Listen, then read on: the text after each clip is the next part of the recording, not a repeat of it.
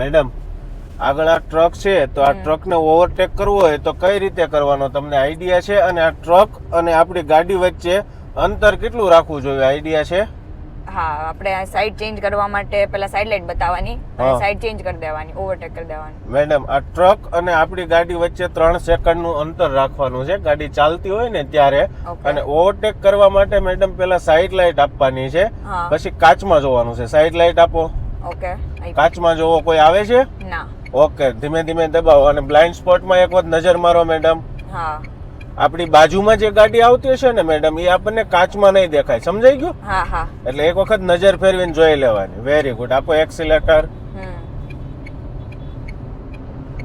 Perfect ને sir? હા, perfect. આવી જ અવનવી ડ્રાઇવિંગ શીખવા માટેની ટિપ્સ માટે અમારા પેજને લાઇક અને ફોલો જરૂરથી કરજો. અને હા મિત્રો, જો તમારા ગ્રુપમાં પણ કોઈને ડ્રાઇવિંગ શીખવું છે તો સવાણી મોટર ડ્રાઇવિંગ સ્કૂલની અવશ્ય મુલાકાત લેજો.